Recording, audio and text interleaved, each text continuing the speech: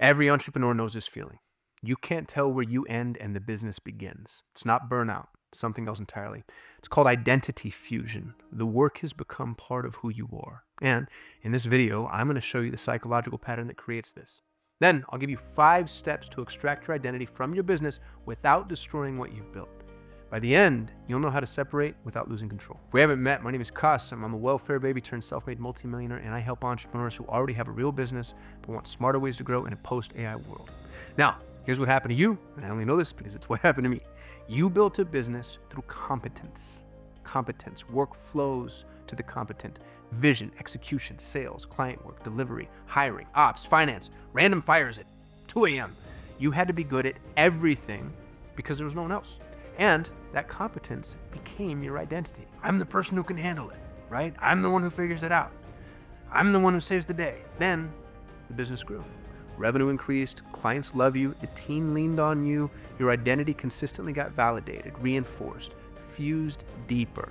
And now you're stuck because your brain literally cannot separate successful business owner from the person who does all the work. In your mind, they're the same identity, even if it's subconscious. That's the mechanism. Your success trained your identity. Then your identity hijacked your business. This is identity fusion. When the boundary between your personal self and your role becomes porous. When fusion happens, people sacrifice everything for that which they are fused to. In this case, it's your business. Not because you choose to, because you literally can't tell where you end and it begins. The work isn't on your to-do list anymore. It's growing from you. It's not tasks I do, it's who I am. And that's why vacations don't work. You take a couple days off, and your body's physically present, but your identity's still at the office. Now, I'm going to say something that's going to annoy you. You built it this way on purpose. You needed to be needed. We all do. You know that quiet panic when someone says, I can't handle this without you? That's not about the business. It's about your identity. You're the hero, the fixer, the one who saves it at the last second, the irreplaceable one. That's the trap. Here's the brutal part. Your business isn't the problem. You are. Your need to be needed created the fusion. And until you deal with that, no tool, no SOP, no project management system, no idiot on YouTube is going to save you. Listen, you're not broken. You built something real. You built something to be proud of. But the thing you built ate your identity and you let it. So let's extract it. 5 steps, just like I promised. Each one severs one connection between you and the work. You're going to feel resistance at every single step. I promise you. That's the fusion fighting back. Do it anyway. Step 1. Name the dependency. Make a list of every task that only you can do. Not every task that you do, every task that only you are capable of. If someone else can do it, it does not go on the list. That list, by the way, should be short. 2 to 5 things at absolute most, maybe less. Most founders I talk to have a list of 47 things. It's adorable. The fact that they think that there's 47 things that only they can do is the reason they're trapped. You're confusing, I'm the best at this with only I can do this. Those aren't the same thing. Here's the filter. If you got hit by a bus tomorrow, what would actually stop? Not slow down, not get messy, not get harder, stop completely, nobody else could do it. That's your list. Everything else, you're holding hostage. You're not protecting the business, you're protecting your identity inside the business. Write the list. That's step 1. Step 2, get a therapist. No, I'm not kidding. This isn't a business problem. This is an identity problem. You fuse your self-worth to your irreplaceability. That is a trauma-driven behavior, and you can't system your way out of trauma. You need someone who can help you untangle I am valuable from I am indispensable. But here's what's actually true. You're valuable because of who you are, not because of what you do. But you don't believe that yet. So go pay someone $200 an hour to help you believe it. I swear to God, it'll be the best ROI you ever get. And if a founder just came to mind, someone who you know is killing themselves holding on to everything, send them this video. Not because they need business advice, because they need permission to admit this is identity, not discipline. This step takes the longest, by the way. 6 months, a couple years, a lifetime for some people. But because you're watching this, I have hope for you. And everything else I'm about to tell you won't stick if you skip step 2. Let's move to step 3. Confront your self-enhancement bias. Here's the uncomfortable truth. You over-index your specialness. I have worked with literally thousands of entrepreneurs, and the science supports what I'm about to tell you. Business owners over-index into what's called self-enhancement bias, meaning if they do it, they think the output is better when it's not. And you know this because ask any business owner about individual roles, right? Ask them about inbox management, hiring, copy, sales, marketing, strategy, negotiation, systems. Insert anything here. Suddenly, they're really good at that, and it's one of those things that has to have their involvement. Do you know who doesn't do this, by the way? Employees. Employees, generally speaking, have a very realistic self-assessment. But you think you're better at everything than you actually are.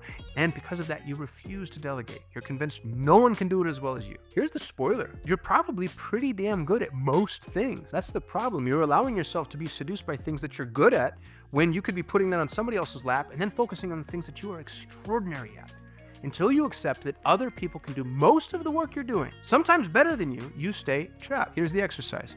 Go back to the list from step 1. For everything not on that list, write this sentence. Someone can do this better than me. Say it out loud. Let it sting. That sting is your ego cracking. Step 4. Name your fear of competence. Most entrepreneurs are terrified of competence. You're subconsciously afraid of hiring somebody smarter than you. The fear feels logical. In some cases it is. They'll expose your weaknesses. They'll become indispensable. They'll steal clients. They'll leave and become a competitor. So what do? You hire manageable people, safe people, people who need you. The problem is manageable people are, by literal definition, suboptimal. They need to be managed. Then you refuse to delegate things that you should delegate, generally speaking, because they can't execute on most of what you're giving them anyway. They're not good enough because you hired them not to threaten you. You see the trap? You hire down to protect your ego. Then you can't delegate because they're not strong enough. So you stay necessary. And your identity stays fused. Here's the exercise. Write down the real reason you haven't hired someone for the thing you hate doing. Not the polite reason, the real one. I'm afraid they'll be better than me. I'm afraid they'll expose what I don't know. I'm afraid I'll become unnecessary. Name it. Look at it. That's your fear of competence, and it's keeping you small. Quick question. Which one hit you harder? The idea that you think you're better at everything, or the idea that you're afraid to hire somebody smarter? Comment to 3 for self-enhancement bias. Comment to 4 for fear of competence. No judgment. I'm just collecting data on which trap is most common. Step 5. Separate busy from valuable. This is the final step. You confuse being busy with being valuable. If you're not executing, creating, fixing, doing, solving, then who are you? You built a business that requires your heroism. If you delegate or step back, you've convinced yourself that your business will fail. And here's the kicker. That might be true, but only because you positioned yourself to be so necessary you could maintain your role as a hero. You built a business that needs you because it's the only kind of business your identity knows how to build. Here's what's actually true. Your value doesn't come from doing everything. Your value comes from building the machine, vision, constraints, strategy, key decisions, systems, talent, culture, leverage. The operator who builds a business that runs without them is 10 times more valuable than the operator who has to be present for every single decision, because one scales, the other stalls. Here's the exercise. Write down 3 things you did this week that felt important because you were busy. Now ask, did this move the business forward, or did it just make me feel needed? If it's the second one, it goes on your delegation list. Your job isn't to be busy. Your job is to build a business that doesn't need you to be busy. Here's what happens when you do all 5. 6 months from now, someone will ask you a question about the business, and you'll realize you don't know the answer. It's my favorite response, by the way. When people ask me questions in my organization, I want the answer to be, I don't know. Go ask this person. It'll feel weird when it starts, and then it starts to feel amazing because it won't be your job to know anymore. The work that was fused to your identity is separate now. Those tasks that were growing from your skin are external again. You're not the business. You're the person who built the business. That distinction is everything. You get time, actual time, not stolen time between emergencies. Time you didn't have to justify. Time that belongs to you. And the weird part is the business often grows faster because you stop being the ceiling. That allows for real growth. And now you're separate. And separation is what you actually need. If this landed, you know exactly who else needs to hear it. The founder who can't take a vacation, the CEO who answers Slack at 2 a.m., the operator who thinks delegation means losing control. Send it to them. They won't ask for help, but they'll watch a video. I just gave you the psychological foundation for every delegation decision you'll ever make. This took me 8 years to understand, working with hundreds of founders, watching the patterns, mapping the identity traps. These 5 steps revealed something true about how you're wired. Consider subscribing. This is part 1 of the delegation framework. The mechanics come next, how to actually delegate without losing control. But first, start with step 1. Name the dependency. Write the list. If you can't get it down to 5 things or less, you know what the problem is. It's not the business, it's the fusion. Thanks for watching. By the way, did you know that every video I shoot comes with assets? My team takes the ideas from the videos and they turn them into first principles documentation built specifically for AI. That's frameworks, resources, and training documents that you can use to train custom AI tools, custom agents, and agentic workflows around the things that I'm teaching. If you want free access to all of it, join my free forever community. The link is in the description.